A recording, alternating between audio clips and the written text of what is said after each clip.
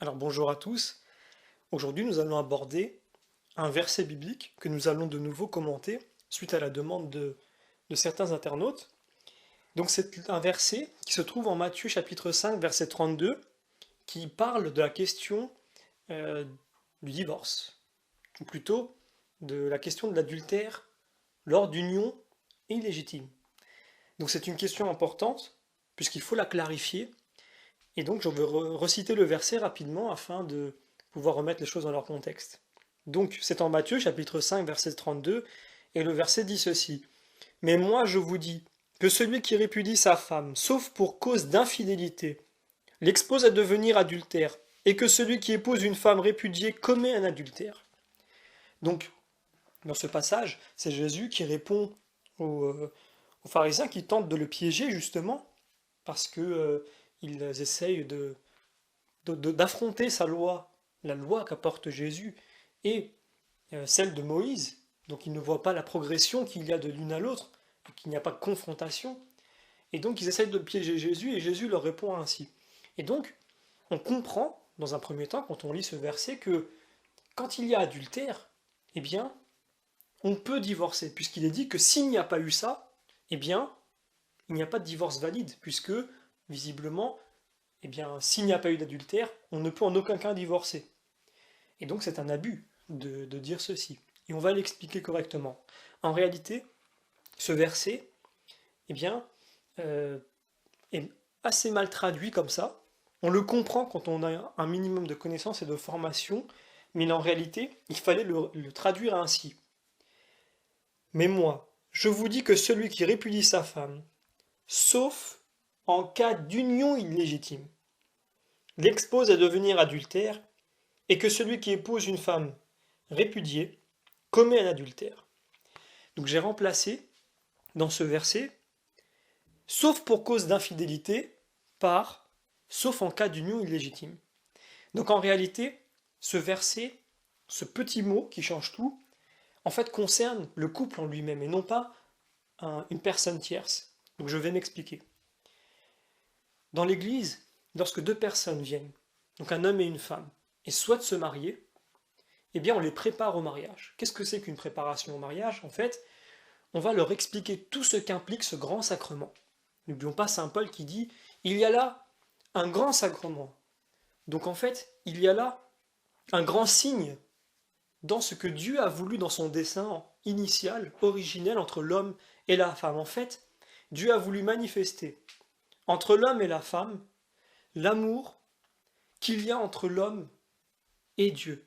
Donc en fait, l'union qu'il y a entre l'homme et Dieu, il a voulu le manifester par le don des corps, par le don et donc par l'amour qu'il y a entre l'homme et la femme, à la fois spirituel, physique, etc. Tout ce qui englobe eh bien, l'amour dans son intégralité. Il y a donc là un grand signe, comme le dit Saint Paul. Et donc on ne peut pas prendre cela à la légère et se marier à la va-vite ou marier puis divorcer, sachant que l'Église n'admet pas le divorce. Par contre, elle peut admettre qu'un mariage n'est pas valide. Donc on va y arriver par la suite. Mais pour continuer cette explication, cette introduction, eh bien, quand deux personnes viennent pour se marier, donc un homme et une femme, eh bien on les prépare au mariage. C'est-à-dire qu'on va leur mettre, on va leur exposer tout ce qu'implique le mariage. Donc il y a plusieurs piliers, ce qu'on appelle ça les piliers dans le mariage, indissolubilité, unicité, fécondité, fidélité, etc. Donc on va un peu les expliquer, mais c'est pour bien montrer qu'en fait le mariage, c'est un sacrement qu'on ne peut pas prendre à la légère et qu'on peut faire qu'une seule fois. Ce mariage, eh bien, il va impliquer des conséquences, il va impliquer des devoirs, des droits, il va impliquer aussi euh, le futur. Il y aura des conséquences sur le futur de ces deux personnes qui vont s'unir. Il va y avoir un engagement qui va se faire devant Dieu. Donc il faut être absolument sûr de cet engagement-là. Et donc l'Église expose aux deux tout ce qu'il y a à savoir sur le mariage. Donc que vous êtes amenés à être unis pour l'éternité, pour le meilleur comme pour le pire. Et le pire, ce n'est pas la maladie, c'est la trahison, c'est la tromperie, etc. C'est l'abandon aussi. Que ce mariage est fait pour donner la vie. ce mariage, il n'y en aura qu'un. Ce mariage, il est censé représenter l'amour et l'union qu'il y a entre vous et Dieu, etc. Il y a beaucoup de choses. Il faut aussi que les deux soient parfaitement consentants. Il y a plusieurs textes dans le droit canonique de l'Église catholique qui concernent le mariage, qui discutent de tout ce qu'il y a comme condition pour qu'un mariage soit valide. Et l'Église veille sur ça. Et donc, quand deux personnes viennent pour se marier, eh bien, il y a une préparation qui est proposée pour le mariage. Sinon, il est difficile de les marier avec un mariage qui soit valide. Et cette préparation peut durer des fois jusqu'à 2 années, quelquefois 1 an, quelquefois 2 ans, quelquefois quand il y a besoin peut-être un peu moins, mais il y a une limite qu'on ne peut pas franchir parce qu'il faut absolument que l'Église soit certaine que ce mariage soit valide. Elle y engage sa crédibilité, elle y engage aussi son engagement personnel, puisqu'elle s'engage à préparer correctement les personnes au mariage, mais aussi à les marier en étant certains qu'ils sont conscients de tout ce qui implique, tout ce qui peut être impliqué dans le mariage. Donc tout ce qu'implique le mariage. Alors, quand il y a une union qui est légitime, c'est-à-dire que les personnes sont parfaitement conscientes de tout ce qu'il y a dans le mariage. Donc les personnes se sont mariées en sachant qu'il n'y aura qu'un seul mariage, unicité, qui ne pourront jamais divorcer, qui ne pourra pas être dissous, indissolubilité, qui devront donner la vie.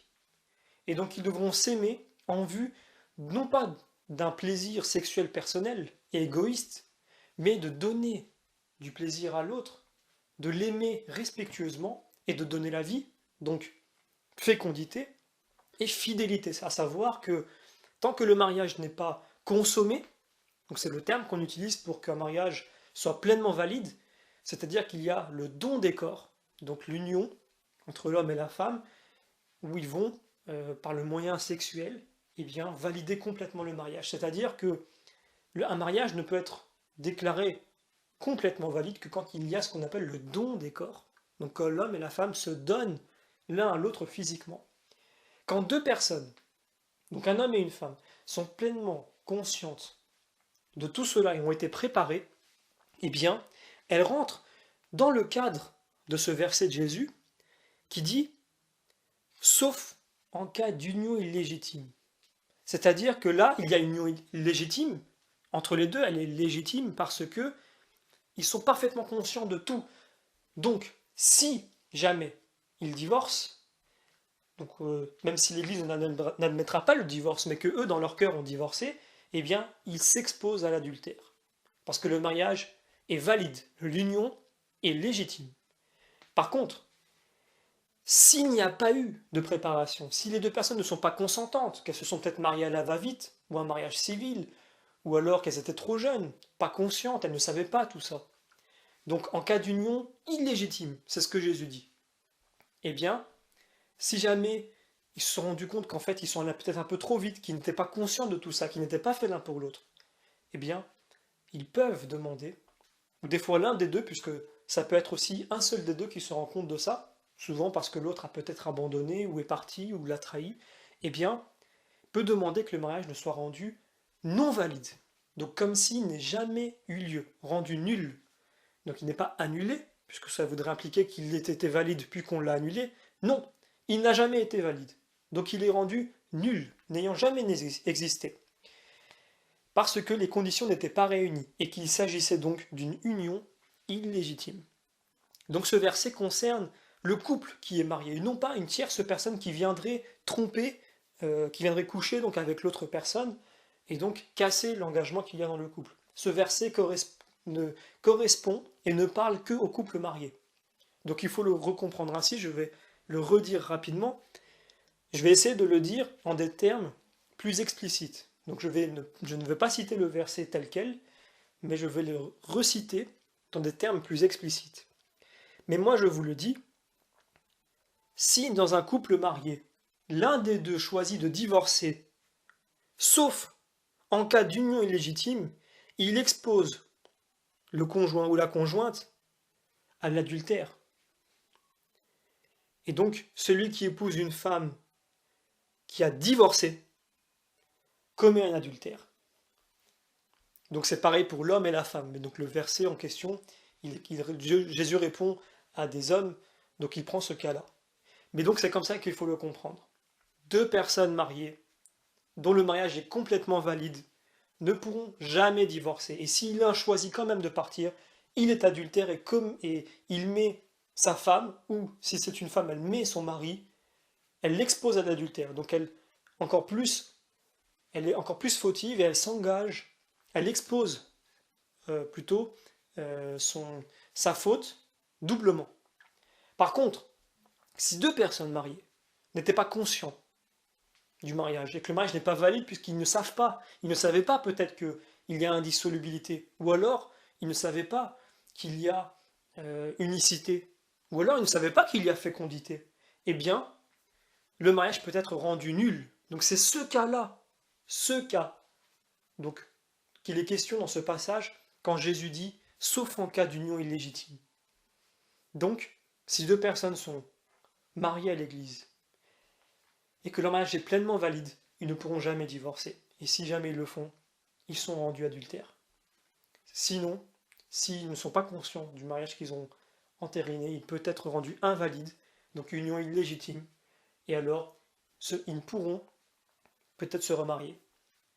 C'est important à comprendre parce que, notamment les orthodoxes, prennent ce passage tel qu'il est écrit dans le verset que je viens de citer, en pensant que justement, s'il y a divorce, eh bien on peut se marier avec quelqu'un d'autre.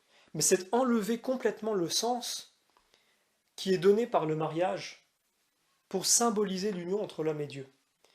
Si on prend les choses de manière philosophique, donc compréhensible par l'homme, en oubliant, on va dire, la question de Dieu, il est normal que deux personnes qui s'engagent, si l'une se désengage, eh bien l'autre pourra se dire, mais je suis aussi désengagé puisqu'elle n'est plus engagée avec moi, je peux aller ailleurs. C'est naturel sur le plan philosophique de penser comme ça. Mais ce n'est pas le plan de Dieu. Ce n'est pas ce que Jésus a voulu. Ce que Jésus a voulu, c'est que jusqu'au pire, on soit fidèle dans le mariage. Donc jusqu'à la trahison, jusqu'à l'abandon. Parce que Jésus lui-même est fidèle à nous, alors que tous les jours nous l'abandonnons, nous sommes infidèles à lui. Mais quand nous demandons pardon, il revient toujours. Jésus est fidèle à nous, même jusque dans le pire. Et j'irai même jusqu'à dire, Jésus est fidèle même aux personnes qui sont en enfer et qui ne l'aiment pas. Lui est fidèle à eux, mais eux ne sont pas fidèles à lui, ils ne veulent pas de lui. Mais s'il pouvait, enfin s'il voulait, demander pardon, immédiatement Jésus les enlèverait de l'enfer et leur pardonnerait. Mais ça n'arrivera jamais, puisque celui qui est en enfer a fait ce choix en pleine connaissance de cause et jamais ne changera d'avis. Et donc il restera toujours en enfer. Mais Jésus, lui, est fidèle à tous les hommes. Ce sont les hommes qui choisissent, ou pas, d'être fidèles à lui. Et donc c'est pour cela que ce mariage entre l'homme et la femme symbolise le mariage qu'il y a entre notre âme, à chacun de nous, et Dieu lui-même. C'est pour cela qu'on ne peut pas comprendre les choses seulement philosophiquement, il faut leur donner un sens beaucoup plus élevé. Il y a un sens extraordinaire dans le mariage, c'est un grand sacrement. Nous le rappelle saint Paul avec ces termes.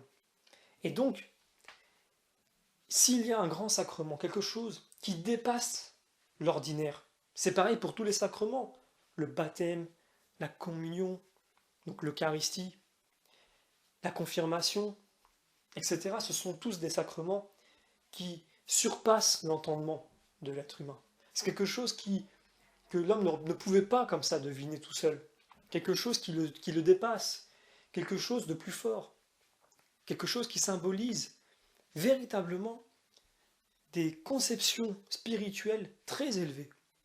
Et donc, le mariage, il en est de même pour ce grand sacrement. Alors, jusque dans le pire, il faut être fidèle à l'autre. Dans un mariage valide, on peut aussi le choisir dans un mariage qui n'est pas valide. On peut faire ce choix. Mais ce qui est important à savoir, c'est que le mariage, c'est quelque chose de très important, de très précieux, quelque chose, comme on vient de l'expliquer dans cette vidéo et dans d'autres vidéos aussi, qui a un sens extraordinaire. C'est de l'ordre du surnaturel, c'est-à-dire que, comme je viens de l'expliquer, il est naturel de se désengager quand l'autre n'est plus engagé avec nous. Mais il est surnaturel de rester engagé avec l'autre même quand il n'est plus engagé. Il y a quelque chose de plus grand encore, de plus fort et d'incompréhensible pour les personnes qui regardent ça humainement. C'est normal. Mais Jésus est venu donner un tout autre sens à l'Ancien Testament et à notre vie, parce qu'il veut justement refaire ce qui a été défait, notamment par le péché originel, mais aussi il est en train d'accomplir son dessein, qui depuis toujours, en tout temps, est décidé et qui, comme Jésus le fait depuis déjà l'Ancien Testament, avec sa pastorale, nous amène petit à petit vers la vision béatifique. Mais ce qu'il nous a donné dans le Nouveau Testament, c'est ce qu'il y a véritablement de plus haut. Et donc, ce niveau de moralité, ce niveau de sainteté, de perfection que l'on tente d'atteindre pour entrer dans la vision béatifique, eh bien, Jésus nous en donne les clés, la possibilité et les moyens. Le mariage en fait partie. Demandez à un prêtre, quand il fait le sacrement de l'Eucharistie, quand on lui dit que ce pain-là, c'est le Christ, non pas que ce pain représente Jésus, non, il est Jésus. Ceci est mon corps. Pareil pour le vin, ceci est mon sang. Demandez à un prêtre ce qu'il en pense. Il vous dira, c'est extraordinaire, à chaque fois, à chaque messe, même s'ils en fait 3 ou 4 ou 5 par semaine, il continue à regarder cette hostie et ce vin d'une façon véritablement contemplative. Parce que c'est quelque chose qui dépasse notre entendement. C'est quelque chose d'extraordinaire. Quelque chose aucun homme n'aurait pu jamais inventer ou deviner. C'est pareil pour le mariage. Le mariage est un très grand sacrement qu'on essaye tous les jours de salir, qu'on essaye tous les jours de réduire à une simple lettre que l'on remplirait à la mairie, voire même des fois chez un notaire. Eh bien, ce n'est absolument pas le sens et le but du mariage. Donc, si vous allez vous marier, si vous êtes donc en chemin pour le mariage, n'hésitez pas à aller voir votre paroisse pour leur demander de vous préparer au mariage. Parce que non seulement cette préparation va bien vous mettre en avant absolument tous les éléments qui vont être nécessaires pour vous, pour bien comprendre ce que implique le mariage, le sens profond, mais en plus, il y a de très fortes chances, même c'est certain, que vous allez vous aimer encore plus, parce que vous allez voir à quel point vous symbolisez, vous êtes vous qui vous mariez, vous symbolisez quelque chose d'extraordinaire, vous et votre femme, votre mari.